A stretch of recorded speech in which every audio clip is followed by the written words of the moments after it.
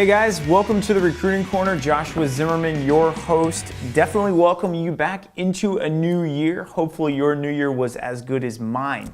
So we definitely want to talk about national letters of intent, guys. We're rolling in on what would be about a month until National Signing Day for a lot of sports. So football obviously is the biggest and most televised.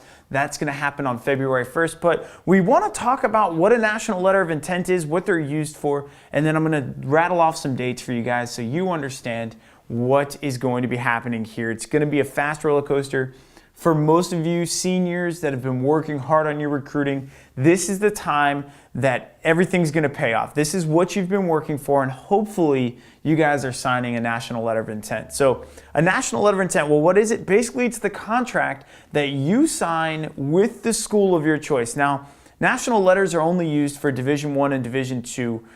Basically, it is a scholarship binding contract, which means if you sign an NLI, you are getting a scholarship for that school for some amount. For some of you, it's going to be a full ride. For others, it's going to be some sort of a partial scholarship in one form or another. But basically, once you sign that form, you are committed to that school contractually. So make sure that you know what you're doing, because transferring's not that easy. We want to make sure that you understand that if you transfer, you're probably going to have to sit out a season. It gets really ugly. So make sure when you sign that NLI, you know what you're doing.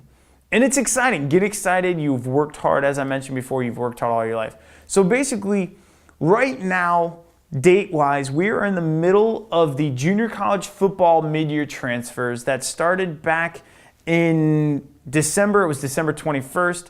It's going to end in 2 weeks, January 15th, so we want to make sure that you guys understand that. Again, February 1st starts the big season for football. That's going to run till April 1st. So again, short period of time. Football's only from February to April. If you don't sign an NLI and you're a football player, if you don't sign between February 1st and April 1st, you're not playing D1 or D2 football as a scholarship athlete. You can still walk on, but not as a scholarship athlete. Other sports that are signing NLIs starting on February 1st, you got field hockey, soccer, track and field, cross country, and men's water polo. All of you signing February 1st, and those actually are ending on August 1st. And so a lot bigger period of time, right? You're able to decide after April if you want. You have all the way till August 1st, which is the cutoff date for all sports. And then so think about this, basketball players, we get a lot of calls because basketball heats up right around March Madness, which is here in a little while. The first day for basketball players to sign outside of the early period that ended back on November 16th is going to be April 11th. So a few months away, but understand if you want to play Division I or Division II at the NCAA level, you have to start signing April 11th. The last day you can sign is May 16th. So again, April 11th to May 16th, they don't leave a lot of room for error there. There's not a lot of room for you to wiggle around and make a lot of unwise decisions. You want to be concise about what you want to do, and you have to know by May 16th, you're done. If you don't sign after, if you try to sign after May 16th, you're going to play junior college, you're going to play Division III, you can play NAIA, Division I, Division II are out unless you want to walk on. And then of course, if you play a sport like tennis or gymnastics, rowing, anything like that, you can sign anytime between April 11th and August 1st. So you've got April to August.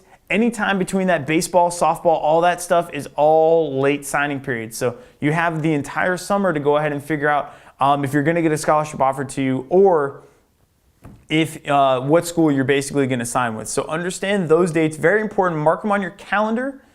They could decide what you want to do. Now, if you're an NAIA athlete, you could have signed or can sign at any point. You can sign with the NAIA as a freshman, sophomore, junior, or senior. They don't have necessary signing dates, but normally they wait until the senior season to offer a scholarship to an NAIA athlete. And that's simply because normally NAIA schools aren't sure what kind of scholarship opportunities they're going to offer until your senior season. So for the most part, NAIA is usually your senior season, but it could be any time. It could be the very beginning of your senior season in August. It could be the very end of your senior season, or senior year, sorry, from May anywhere all the way up to August again. So just keep that in mind. NAIA is a little different. Division III and junior colleges do their own things. And again, you're not signing NLI with those. You're pretty much just committing and going to those schools. So very important to understand how all of that works. This week's question, guys, is coming from Twitter. So again, you can follow us on Facebook. You can follow us on Twitter. You can ask us questions. I've mentioned that in every episode we've done. So this week's question is, how soon should I start my NCAA clearinghouse registration? Now, it's important to know the NCAA clearinghouse is actually called the NCAA Eligibility Center. It's not the clearinghouse anymore, so understand their website is eligibilitycenter.org. All right, if you go to clearinghouse.net or you end up at our website, which happens, you're at the wrong website. Clearinghouse.net will route you to the Eligibility Center. Eligibilitycenter.org is your final destination. As an athlete, your registration with the clearinghouse depends on a couple things. Number one, most coaches, athletic directors, and such will tell you to register by your junior year. That's good advice and it's bad advice. It's good advice if you're going to play Division I or Division II. If you're not going to play Division I or Division II, or you're not sure if you're going to play Division I or Division II, save the fee that they charge.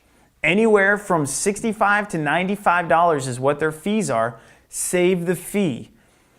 If you're not a Division I or Division II athlete, you're never going to have to register with the NCAA Eligibility Center. If for some reason you think you are and a coach hasn't asked for that NCAA number yet, you might want to hold off until they do. It's your choice, it's your money, but in the case that they never ask for it, you're never going to need it.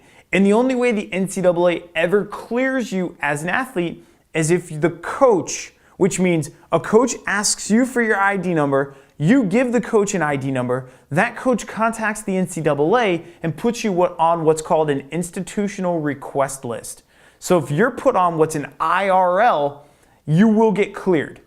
If a coach never requests that information yet, you paid the fee, your stuff sits in a computer system and will never be touched. You and 80% of the other student athletes and their families who paid for this service. So the NCAA is making a good amount of money on the fact that everyone's told to register, yet only 20% of the student athletes actually need the service. So just be aware of that. eligibilitycenter.org, they can take care of you. Guys, that's all I have for today. Definitely tune in next week. Continue to ask us questions on Facebook. It's just Athnet. Twitter is at Athnet. All the episodes are on YouTube. It's Athnet Sports. You guys have yourselves a great one. Thanks for tuning in.